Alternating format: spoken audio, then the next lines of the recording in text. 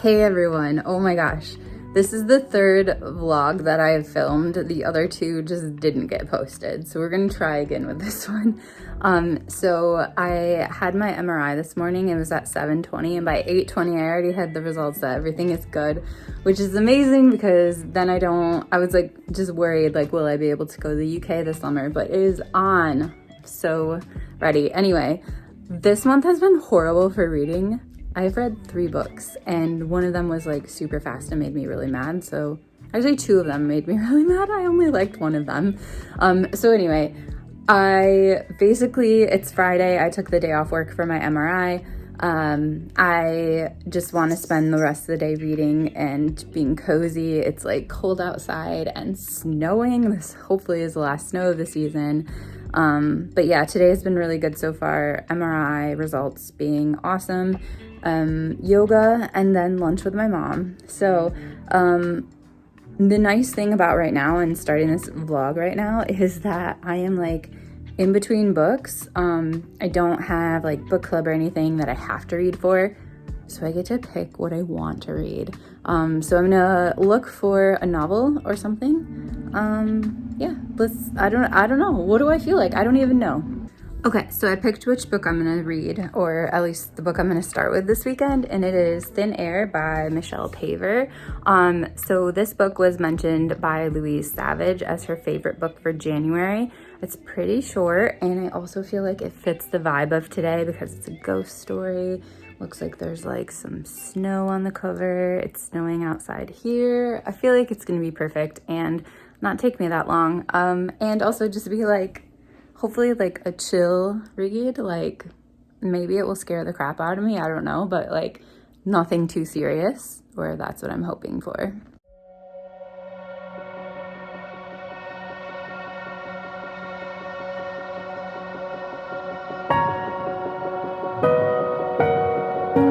So this book is pretty good so far. I'm only on chapter 1, but I can definitely see like that it's going to be good and I'm really liking it so far. So it tells the story of this guy named Dr. Pierce. He has basically joined this mission that is going to go to the top of this mountain. I will put the name of it below, something with a K. It's really long.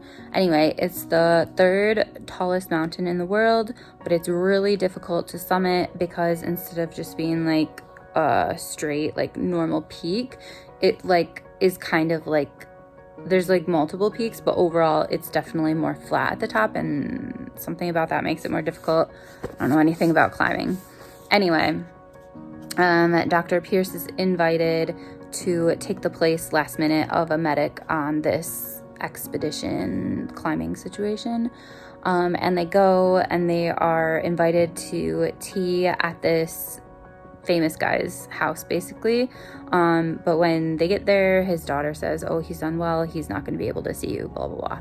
And it's almost like it was planned that they would never see him, but anyway, so Dr. Pierce is like outside smoking, doing whatever he does, and he accidentally like kind of like gets turned around and he ends up actually stumbling into like the quarters or whatever of this Captain Tennant, I think his name is. He's like the really famous guy. Basically, he tried to summit the mountain previously and everyone except for him died. And he now lives like at the foot of the mountain, like able to view it, maybe like further away, but he can like see the mountain from where he is, and every single day sees this mountain that was obviously a traumatic experience for him and that killed all his friends. And so chapter 1 is just a conversation between the doctor and this like basically grumpy old man. And yeah, it's just like, I love a good grumpy old man. And it's kind of ominous how he's talking about the mountain and how he's like, oh, like who's the idiot that decided that you were going to go up this one particular route and like all this stuff. And so I don't know, I just feel like it's really setting the scene quite well with like loads of tension. And yeah, I love like the outdoorsiness of it. And yeah, I think that the rest is going to be good.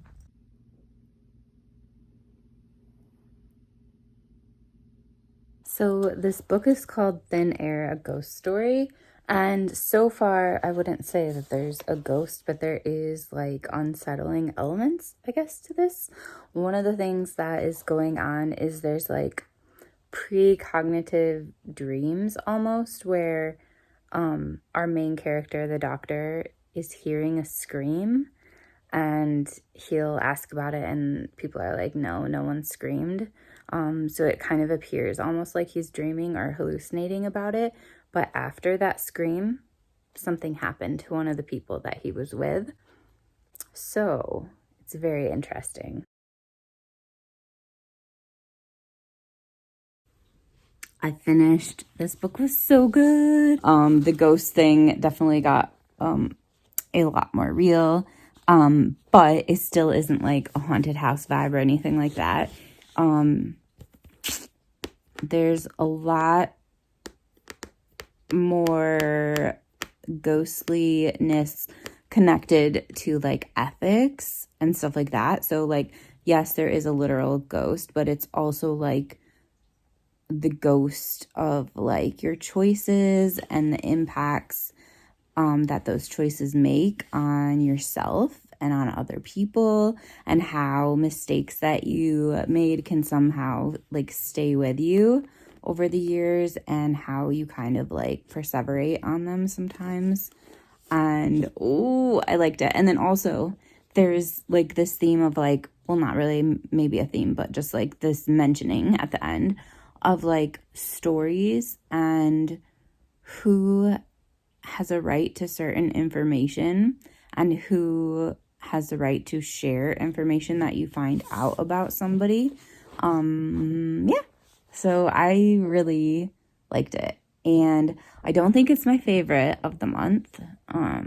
Right now, that's Hannah Short's book. But I really liked it, and definitely my favorite fiction of the month so far. However, I've only read 2, so...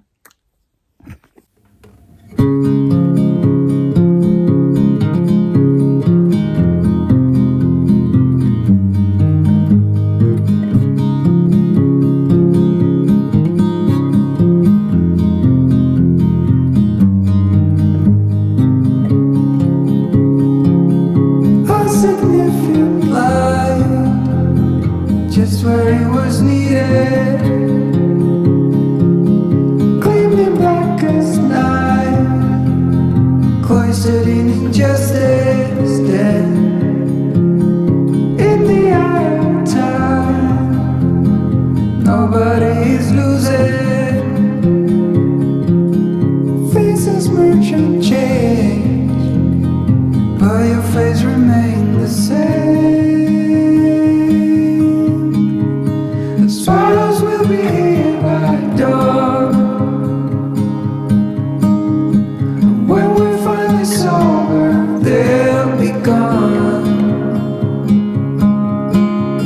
The trees will bloom and ice will melt. We'll always remember how it felt.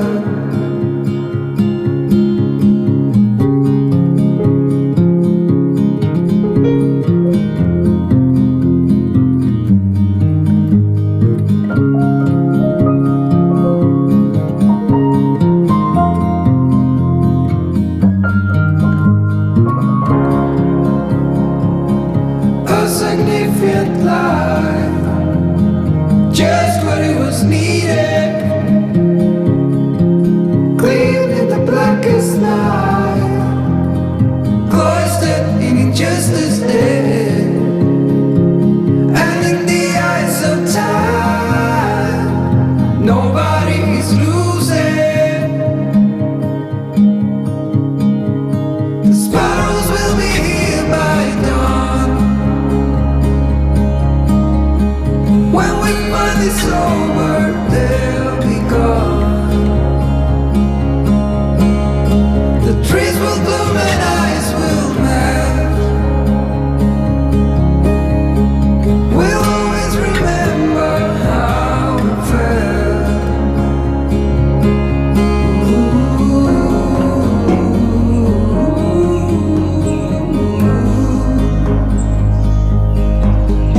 Ooh.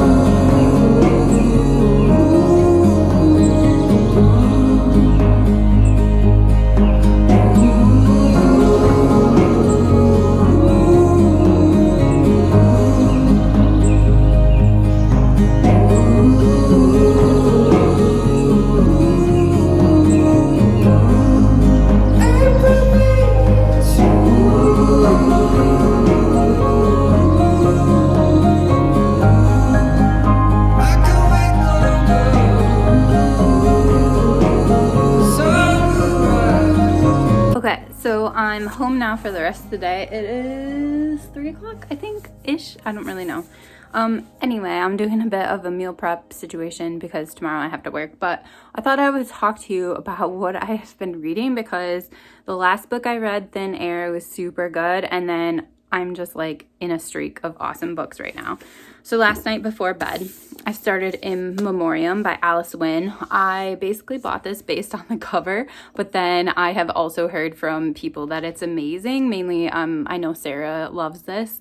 So I started it. So far, I'm really liking it, but I'm not going to talk about it right now just because there's another book I want to spend more time talking to you about. So I will catch you up on that one later once I get a bit farther into it. So far, it's about 2 boys and some sexual tension at a boarding school. But I do know it takes place during World War I. And so that kind of leads me into my next book, which is that I wanted to do kind of a conversation between 2 books, one fiction, one nonfiction. And in the United States, we do this a lot with Common Core, which is like our standards that we have for reading instruction. But also 2 weeks ago, last week, I think it was last week, Monday, we had the opportunity to observe a school and observe a classroom of 5th graders during this reading block. It was really cool to see what they were doing, but one of the things that they were doing was called research reading, and I thought it was such a cool idea. So as a grown person, I'm doing it.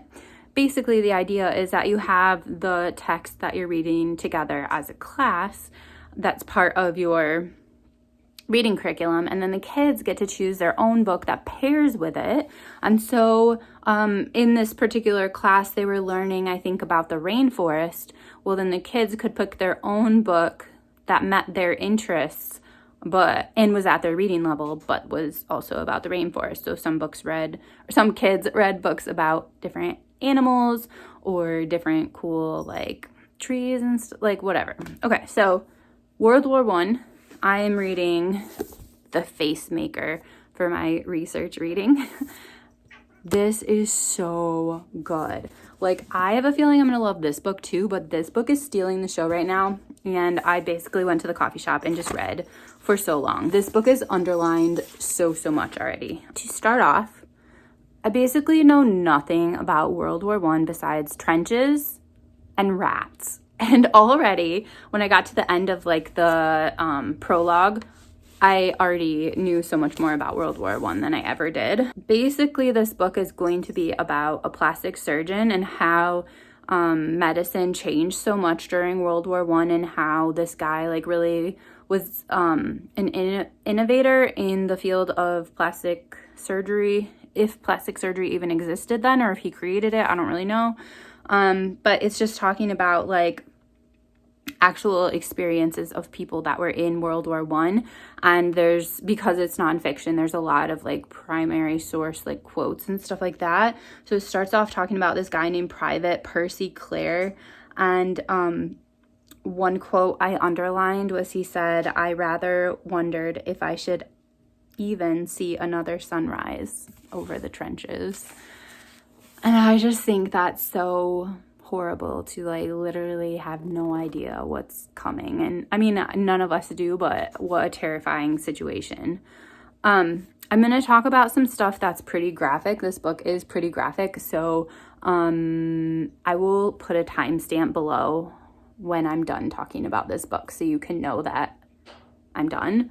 And I think there's going to be pictures later too. I haven't gotten to the part of the book where they have all the pictures, but they did kind of give a warning that there's going to be graphic pictures in here. So the same guy that we were following, Private Percy Clare, it's still following his story, and he's reporting about all the dead bodies and about how not only you would see them, but you would be walking on them, slipping and sliding on them, you couldn't avoid them.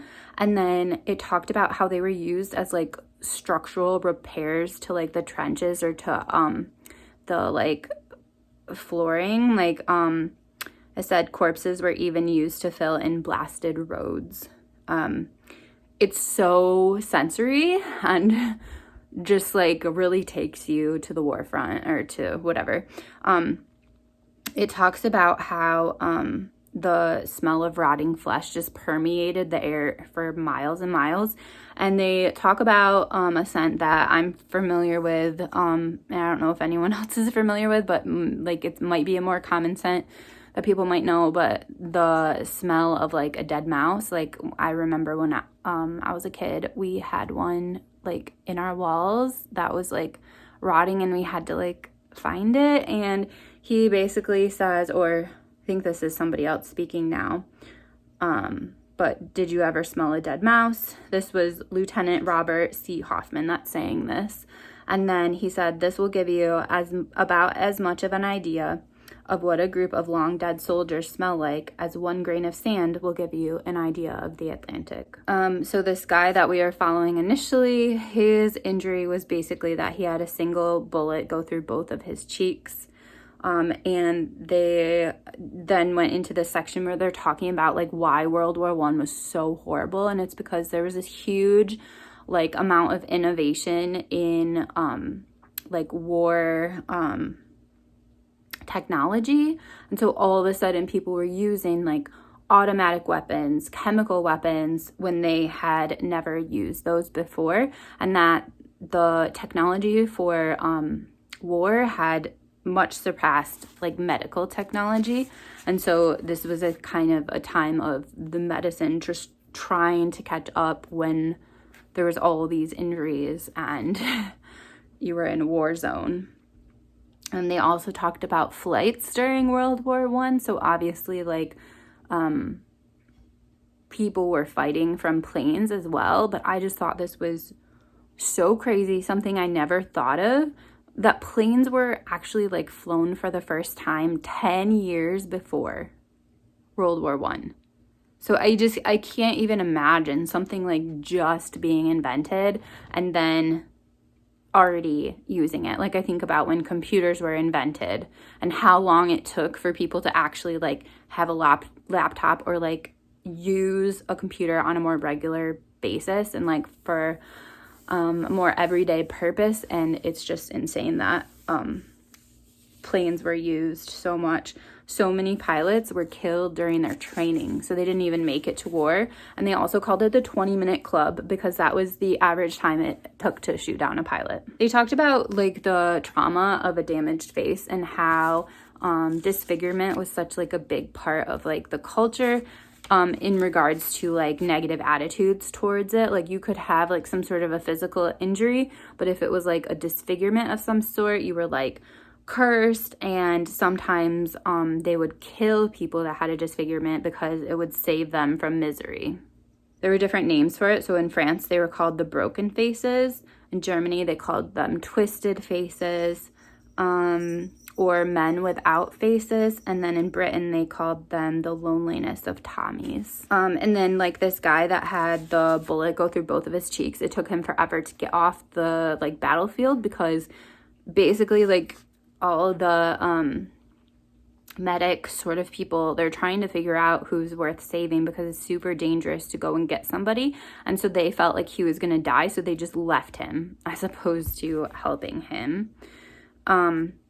There was also discussions on like facial injuries and how those were different from other injuries and how so many people died because they were putting them flat on their backs and then they suffocated from like the blood and the mucus that was just like getting into their airways, or their tongue would slip down back in their like into the back of their throats and that would choke them.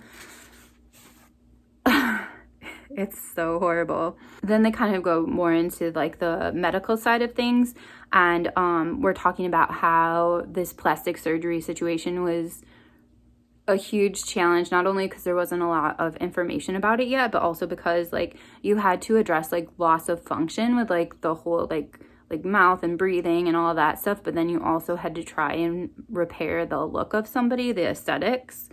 And it talks about Queen's Hospital in England, which was one of the first in the world that was specifically devoted only to facial reconstruction. I thought it was interesting, like obviously there's going to be a huge team of people that's working on repairing someone's face, and that included surgeons, obviously, physicians, obviously, dentists, I guess that makes sense. Radiologists, artists, sculptors, and mask makers. Oh, and photographers. It's just like, I never would have thought of this. So then the first chapter kind of goes back, because this book is going to cover this surgeon. His name is Harold Gillies. I think it's Gillies. And so I also really like hearing about people's lives. So it's talking about him. It's talking about how he grew up. He grew up in New Zealand. His dad died when he was 4, like very suddenly from an aneurysm.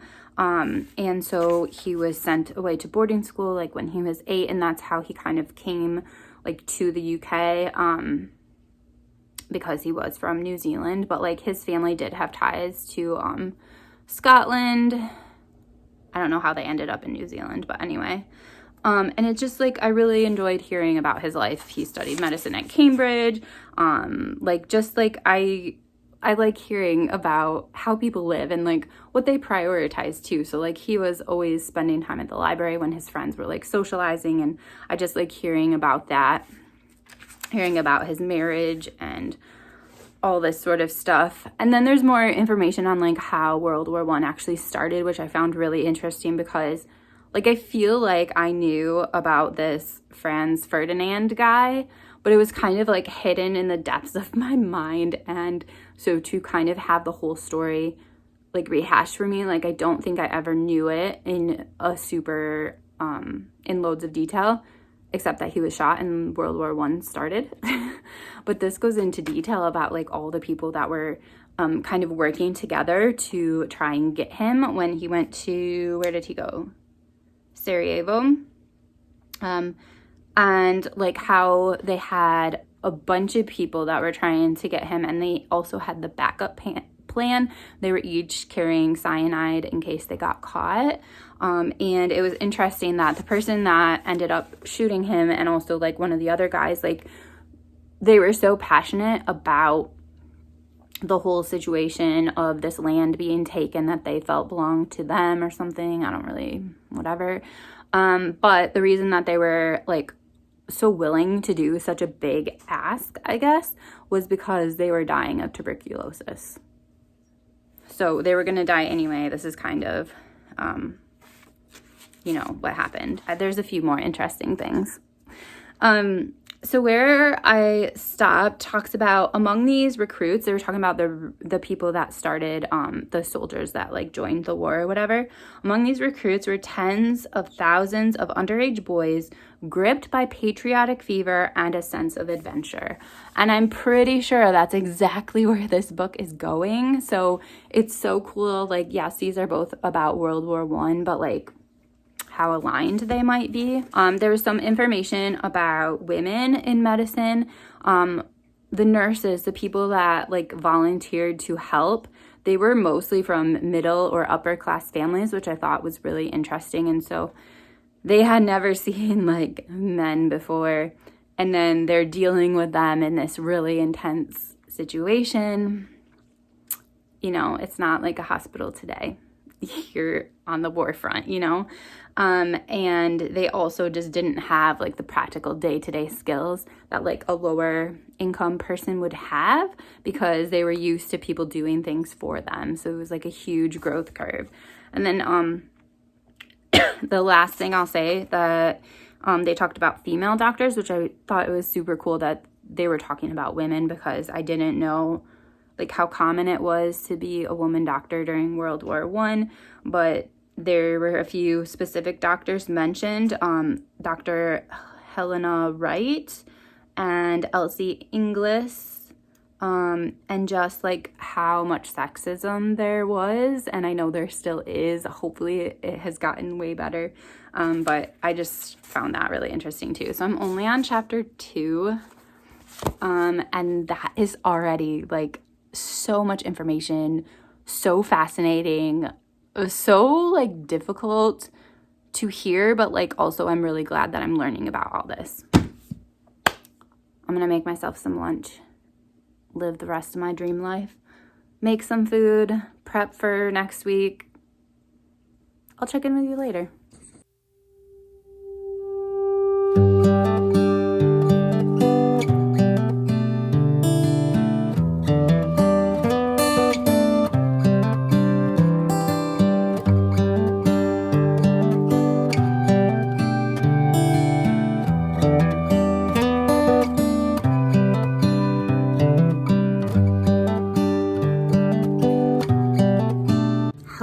it's been a few days. So I was considering, or I was planning actually, for this just to be a weekend vlog, but then I finished one of the books, but I didn't finish the other. So the book that I finished at work on Sunday was The Facemaker. And hey, sorry for the bad lighting, but it's editing me. And at this point in the video, my phone all of a sudden switched to slow motion. So you can't understand a single word I said. Basically what I said was that I didn't have too much else to say about the book because I already felt like I had shared so much of like tiny details that I found really interesting.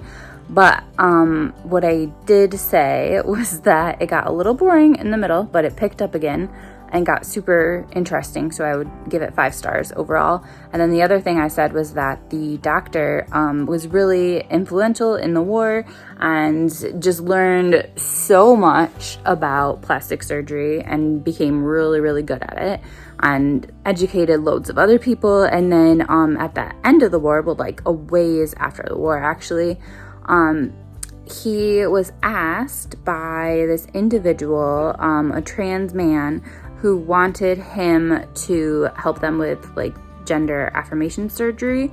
And he was 100% willing to do it, non-judgmental, kind of navigated like what the laws were, and also like giving like a pseudo diagnosis to this guy so that he would be able to do it without like embarrassing the guy or having people be too nosy about what was going on. And I just thought that was super cool. So right now in Memoriam is about these 2 boys, Gaunt and Elwood, I'm pretty sure are their names, and they both go to the super posh boarding school in England. It's a public school, which basically means fancy, and they both have feelings for one another, but neither will admit it to the other person. There's like a lot of sexual tension between them. Anyway, World War I has started, and Gaunt... Guys, what is wrong with my phone? It literally just did it again. Okay, I've just watched Heather's Aussie vlog that she did of her trip to Australia. High recommend. It was amazing. And now I am reading. This book is so graphic. Like, it makes The Facemaker basically look like a children's book. But I'm really grateful that the author wrote it this way, because you can't just like write this like World War I book without actually going into what actually happened. And yeah, it just makes it feel a lot more real and a lot more heartbreaking and disgusting. So that's where I am right now. You guys, I almost forgot I was vlogging because I finished In Memoriam, and it is like one of the best things I've read this year. Might be my favorite book of the month. We're getting down to the end days of March. Anyway, holy cow. Okay, so this book, it obviously follows 2 boys who are at a British boarding school. One of the boys is half German. His mom... This is Gaunt, one of the main characters. His mom is getting just bullied and shamed and attacked for her connections to Germany. And she thinks that having a son in the war fighting for Britain will help her. So Gaunt follows his mom's direction, enlists in the war. I think I already said all this. It's horrible. How much more do I want to say? Meanwhile, Elwood is still at school, writing letters back and forth. I think I already said all this, and there's so much tension between them. And it just goes on from there, covering the war, covering their connection with one another. It is up and down and up and down. Your emotions are just all over the place, and you think things are going well, and then something happens, and then you think things are never going to recover, and then they get better again. And it's real life, right? Like up and down constantly.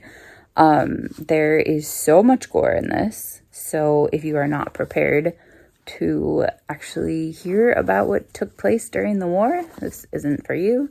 There's loads of steam. So if you are homophobic, this might not be for you. And it's so heartwarming at the same time, even though it's definitely like a more serious book, and I don't think you would normally use the word heartwarming to describe something that's so serious, but like I definitely still felt that. The book ends in a place where I want another book. I typically don't like sequels, but what I would love for this author to do is to continue on with the story, but maybe from a different character's point of view. I think that would be really, really cool. But yeah, basically, I don't think I said this yet. When I sat down on my couch, I was around page 37. I know that's the last time I checked in with Sarah.